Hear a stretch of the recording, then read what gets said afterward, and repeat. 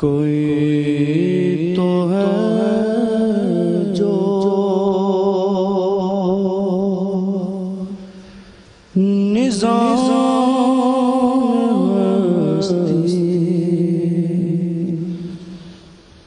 چلا رہا ہے، وہی خدا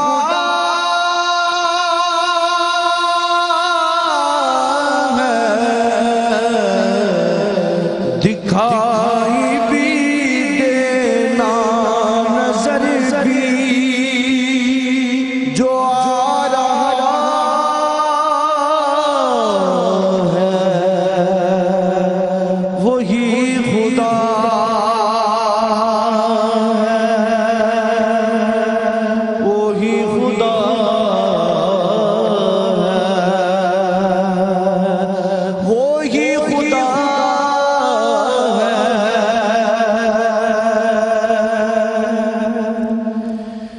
نظر بھی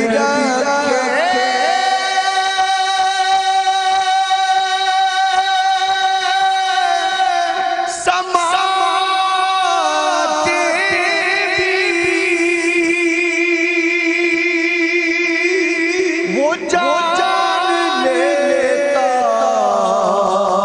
ہے نیتیں جو خانہ شعور میں جگمگا رہا ہے،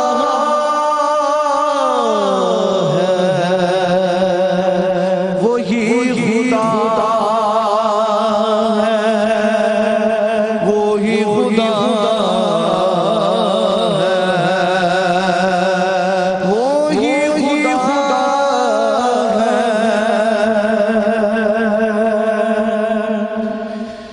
تلاش اس کو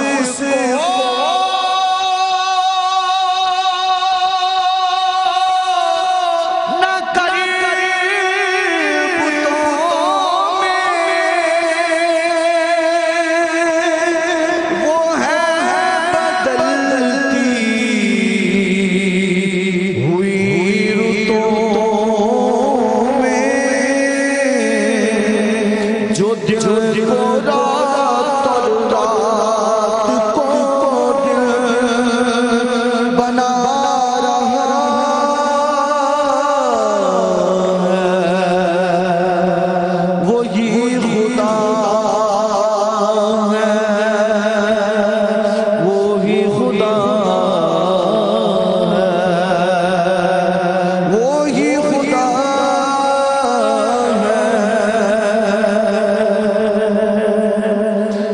کسی کو تاج وقار بخشے، کسی کو ذلت کے غار بخشے، جو سب کے ماتھوں پہ مہر قدرت لگا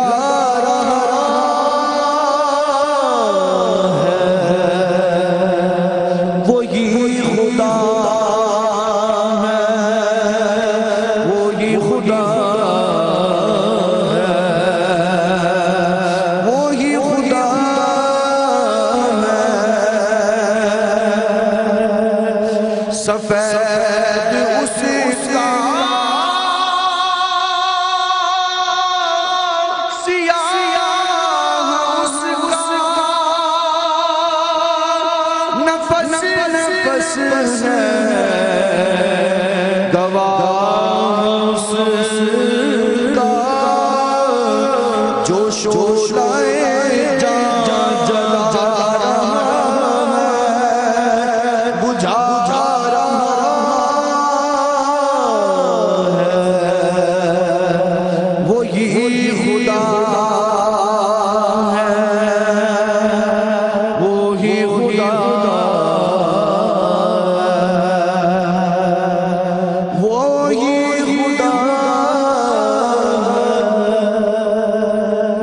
وہی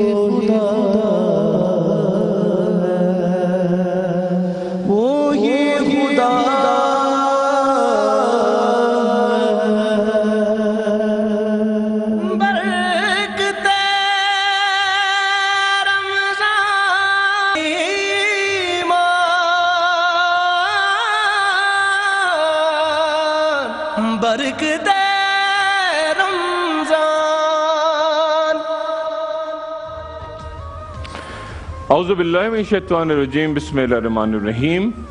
دنیا بھر میں جتنے لوگ یہ نشریات دیکھ رہے ہیں، یہ محفل دیکھ رہے ہیں، یہ مجلس دیکھ رہے ہیں ٹی وی سکرینز پہ، ان کو بھی اور جتنے ساتھی یہاں موجود ہیں اس مجلس میں، اس محفل میں، آپ سب کو دل کی گہرائیوں سے خوش آمدید اور دوسرا روزہ، دوسرا رمضان کا خوبصورت دن آپ سب کو مبارک ہو، ان دعاؤں کے ساتھ کہ اللہ تعالیٰ آپ کی عبادات قبول فرمائے، ہمارے جو گناہ ہیں اللہ تعالیٰ ہماری مغفرت فرمائے۔ میں آپ سب کو اس نشست میں، اس محفل میں، اس مجلس میں خوش آمدید کہتا ہوں۔ آپ نے خوبصورت کلام سنا، ہم سنی کامران شیخ سروردی صاحب کی، اور مجلس جو آگے بڑھے گی اس طرح مہمان بھی آئیں گے، بہت سی باتیں ہوں گی، علماء بھی ہوں گے، نعت خواں بھی ہوں گے۔ آپ کے لیے تحائف میں نہیں کہوں، اگر میرے زبان سے تحفہ نکل جائے تو مجھے معذرت کیجیے گا، ہدیہ ہوں گے آپ کی خدمت میں، ہم پیش کریں گے۔ بچے آئیں گے، ان سے سوال جواب ہوگا، بہنیں ہماری بیٹھی ہیں، بزرگ بیٹھے ہیں، دوست احباب بیٹھے ہیں، آپ سب سے بات چیت چلے گی، اور یہ دیکھتے ہیں کہ آگے کس طرح سے آپ سب لوگ کس طرح سے حصہ لیتے ہیں۔ یہ مجلس جو ہے، یہ محفل جو ہے، یہ آپ سب کی ہے، آپ سب کی جو یہاں موجود ہیں ان کی بھی، اور وہ سارے احباب جو گھروں پہ بیٹھ کے یا دفاتر میں بیٹھ کے یا کہیں اور، یا فیس بک پہ یا کسی اور انداز میں یہ نشریات دیکھ رہے ہیں دنیا بھر میں، آپ سب کو خوش آمدید، اور سب اس میں حصہ لے سکتے ہیں۔ اور پھر میں بتا دوں کہ واٹس ایپ کا نمبر آپ کے سامنے آ رہا ہوگا، بہت جلد میں آپ کو بتاؤں گا کہ آپ اس مجلس میں جو واٹس ایپ کل سے مجھے موصول ہوئے کس طرح شریک ہو سکتے ہیں، اس کا طریقہ بھی آپ کو بتاؤں گا۔ بہت ساری باتیں ہیں۔ پہلی بات تو یہ ہے کہ یہ رمضان کا مہینہ، پہلے بھی میں بات کر چکا، دوبارہ بتا رہا ہوں یہ بات، کہ اللہ تعالیٰ کے محبوب ترین مہینوں میں سے ایک مہینہ رمضان کا ہے۔ ایک دفعہ ذکر ہے، صرف قرآن شریف میں ایک دفعہ ذکر ہے سورہ بقرہ میں رمضان کا، لیکن نام کے ساتھ ذکر ہے، اور یہ قمری مہینہ ہے۔ ہم سب جانتے ہیں قمری مہینہ، چاند کے مہینے، یعنی جو چاند کے حساب سے چلتے ہیں، جو مذاہب، بیشتر مذاہب کے اندر اسی طرح سلسلہ چلا کرتا تھا، لیکن بدقسمتی سے چند 100 سال پہلے کیتھولک چرچ کے ایک پوپ، اس وقت کے پوپ گریگری 13ویں پوپ، انہوں نے کیلنڈر چینج کر دیا، اور کیلنڈر چینج کرنے کے بعد ہم سب مسلمان بھی اسی طرف چلے گئے جس طرف باقی دنیا ہے، یعنی جنور کا مہینہ، یعنی جنور وہ ان کے دیوتا جو کہ دروازوں کے دیوتا، فیبرری، پھر مارس وہ دیوتا جو کہ جنگوں کا دیوتا ہے، اس سے مارچ کا مہینہ نکلا ہے، پھر جولائی کا مطلب ہے جولیس سیزر کے اوپر جولائی کا نام پڑ گیا، پھر ان کا ایک بادشاہ تھا اگسٹس، اس کے نام پہ اگست کا مہینہ پڑ گیا۔ تو ہم سارے جو ہیں وہ رومن کیتھولک چرچ کی طرف چلے گئے، اور قمری مہینے جو تھے، جو چاند کے حساب سے دیکھے جاتے تھے، یا جن کا ذکر اللہ تعالیٰ نے قرآن شریف میں فرمایا، اور یہ قمری مہینے آپ سب کو علم ہے کہ یہ قمری مہینہ جو ہے یہ 28 کا نہیں ہو سکتا، یہ 31 کا بھی نہیں ہو سکتا، یا یہ 29 کا ہوگا، اور یا یہ 30 کا ہوگا۔ اور ان کی یہ جو مہینہ ہے، میں نے کہا نا سورہ بقرہ میں صرف ایک دفعہ ذکر ہے اس کا، شہر رمضان کا، لیکن اس مہینے میں کیا خاص بات کیا ہے؟ سب سے بڑی بات تو یہ ہے کہ اس مہینے میں اللہ تعالیٰ نے قرآن شریف اتارا، سب سے بڑی اس مہینے کی جو برکت ہے وہ یہ ہے، اور کہیں لوح محفوظ پہ مکمل قرآن جو تھا وہ 7 سماوات، اس دنیا سے اس دنیا میں وہ قرآن آ گیا، اللہ کا کلام آ گیا۔ پھر دوسرا کیا؟ روزے فرض ہم پہ، اور تیسری خوبصورتی کیا اس مہینے کی کہ اس مہینے میں وہ ایک رات جو کہ 1000 راتوں سے بہتر ہے، 1000 مہینوں کی راتوں سے۔ اب کس کی زندگی میں کتنے مہینے اور کتنی راتیں لکھی ہیں ہم نہیں جانتے، لیکن وہ ایک رات کہیں اس مہینے میں موجود ہے جس کو ہم لیلۃ القدر کہتے ہیں۔ تو ایک ایسا مہینہ جس کو جتنا زیادہ ہم سمجھیں، غور کریں، عبادات کریں، غصہ اپنا ٹھنڈا رکھیں، مہنگائی، یہ گناہ کو کھینچتے ہیں. یہ گناہ جو ہیں، ایک ہمیں بات ذہن میں رکھنی چاہیے کہ یہ مقناطیس کی طرح اپنی طرف کھینچتی ہے. یہ دنیا آپ کو، یہ دنیا آپ کو بالکل اس طرح کھینچتی ہے جیسے آدم علیہ السلام کو کھینچ کے شیطان لے گیا تھا اس درخت کی طرف، اس پھل کی طرف. اس طرح دنیا آپ کو کھینچتی ہے. غصہ، مہنگائی، لالچ، یہ کرو، وہ غلط کام کرو، چوری چکاری کرو، غصہ کرو، ایک دوسرے سے چیخ چیخ کے بولو. لیکن یہی وہ سبق ہے جو اس مہینے میں آپ کو بتایا جاتا ہے کہ آپ نے کس طرح سے اپنے نفس پہ قابو پانا ہے، نفس کے اوپر. یہ درس ہے. اور اس مہینے میں روزے رکھنے کا اور کوئی مقصد نہیں. میں آپ کو ایک واقعہ سناؤں. ایک عابد و زاہد، بہت اللہ کی عبادت کرنے والا ایک شخص ایک قوم میں رہتا تھا. بہت اس کا دن رات اللہ کی عبادت میں گزرتا تھا. اللہ تعالیٰ کا حکم ہوا کہ اس بستی پہ عذاب بھیجو، عذاب نازل کرو. حضرت جبرائیل علیہ السلام جب وہاں پہنچے اس بستی میں تو انہوں نے دیکھا کہ ایک عابد و زاہد شخص وہاں 500 سال سے اللہ کی عبادت کر رہے ہیں. حضرت جبرائیل علیہ السلام واپس آئے اور انہوں نے کہا کہ یا اللہ، تو نے جس بستی پہ مجھے بھیجا ہے وہاں تو 500 سال سے ایک ایسا شخص ہے جو دن رات تیرے سجدے میں پڑا رہتا ہے، جو تیرے علاوہ کسی کو یاد ہی نہیں کرتا. پوری بستی میں گناہ ہے، پوری بستی، لیکن وہ ایک شخص، وہ تیرا عابد، تیرا زاہد، وہ تیرے حمد و ثنا میں دن رات مصروف رہتا ہے. تو یا اللہ، میں اس بستی پہ کیسے عذاب نازل کروں؟ اللہ تعالیٰ نے فرمایا کہ سب سے پہلے عذاب نازل کرو تو اسی شخص کو نشانہ بنانا. 500 سال سے وہ عبادت کر رہا ہے لیکن پوری بستی میں گناہ پھیلا ہوا ہے. اس کی عبادت میرے کس کام کی ہے؟ کس کام کی ہے اس کی عبادت جو کسی دوسرے شخص کو وہ تلقین ہی نہیں کر سکا، تبلیغ ہی نہیں کر سکا، سمجھا ہی نہیں سکا کہ کیا درست ہے اور کیا غلط ہے. تو میرے کس کام کی ہیں اس کی عبادتیں؟ جاؤ جا کے اس بستی کو مٹا دو. اس کے بعد ایک اور بستی کا واقعہ. ایک اور بستی میں دو دوست، ایک دوست گناہگار، گناہوں میں لتڑا ہوا، ہر قسم کی برائی اس شخص میں، اور دوسرا شخص، اس کا جو دوست، وہ عبادت کرنے والا، پرہیزگار. یہ جو شخص تھا اس میں کوئی ایسی برائی جو ممکن ہے اس میں نہیں تھی، دوسرے دوست میں کوئی اچھائی ممکن نہیں تھی. دونوں دوست، ان کی زندگیاں بڑھتی چلی گئیں.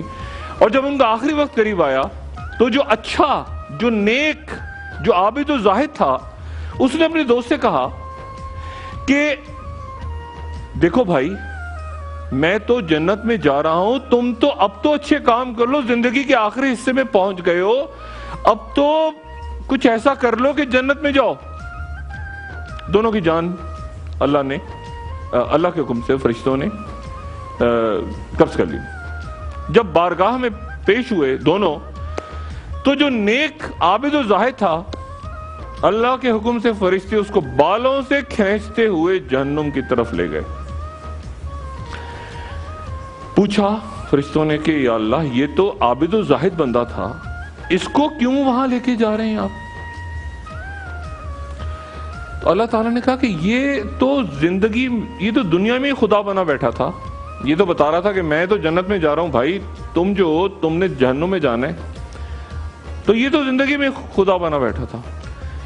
اور دوسرا جو آدمی ہے، اس کے بارے میں فرشتوں نے پوچھا. اس نے کہا تمہیں پتہ ہے، اللہ تعالیٰ نے فرمایا تمہیں پتہ ہے جب اس نے کہا کہ کوئی نیک کام کر لو تاکہ میری طرح تم بھی جنت میں جاؤ، تو اس نے آگے سے کیا جواب دیا؟ اس نے جواب دیا کہ بھائی، میں تو اللہ تعالیٰ پہ یقین رکھتا ہوں، وہ غفور الرحیم ہے. تم کچھ کہہ رہے ہو، فیصلہ اللہ نے کرنا ہے، میں اللہ پہ چھوڑتا ہوں.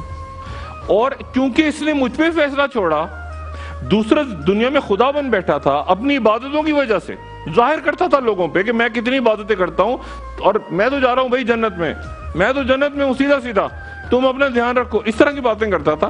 اس کو ڈالا جہنم میں. اور یہ جو شخص تھا جو خاموشی سے میرے اوپر اعتماد کے ساتھ میری بارگاہ میں آیا ہے، اس کو جنت کا رستہ دکھاؤ.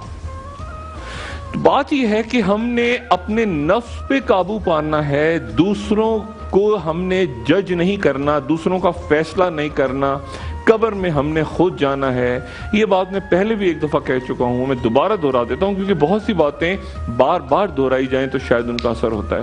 اور وہ یہ بات ہے کہ ایک لمحے کے اندر ہماری شناخت ختم ہو جاتی ہے. ایک سانس ہمارا اوپر نیچے ہو, میں اگر ڈاکٹر شاہد ہوں یا آپ کوئی بھی, ایک سانس ہماری اوپر نیچے گئی اور اس کے بعد میرا نام بھی ختم ہے, میں میت ہوں. یا کوئی بھی انسان, اس کی شناخت ختم ہو جاتی ہے. گھر میں گھر والے, بچے, بیوی, شوہر, ماں باپ, اولاد, وہ اس کو اس کے نام سے نہیں پکارتے. ایسے ہی ہوتا ہے نا, کہتے ہیں میت پڑی ہے. یہ انسان کی حیثیت ہے. ہم ایک سانس کے اندر قریب ترین رشتہ دار ہمارے, وہ ہماری شناخت ختم کر کے یہ میت پڑی ہے, میت کو اٹھاؤ, میت کو لے جاؤ, میت کو دیکھو, میت پنکھا چل رہا ہے, برف رکھی ہے, میت میت میت. انسان کا نام تک چلا جاتا ہے. یہ انسان کی اوقات ہے. ایک وقفے کے بعد, ایک چھوٹا سا وقفہ, اور وقفے کے بعد کل اینڈ آف ٹائمز آپ لوگوں نے شاید دیکھا ہو نہ دیکھا ہو, لیکن آخر الزمان کے حوالے سے بہت سارے سوالات بھی ملے اور میں چاہتا ہوں کہ اس حوالے سے کوئی بات بھی کروں. ایک چھوٹا سا وقفہ لیتے ہیں, رمضان کے حوالے سے, کچھ نفس کے حوالے سے, اور وہ کچھ آخر الزمان وہ دور ابتلا جو اس وقت گزر رہا ہے, مصیبتوں کا دور, اور وہ اس دور کی طرف پھر لے جائے گا جس کو قرآن میں یا احادیث میں ساعہ کہا گیا ہے, وقت. القاریہ تم القاریہ. تو وقفے کے بعد ذرا اس پہ بات کریں گے, ہمارے ساتھ رہیے گا. برکت رمضان حاصل ایمان,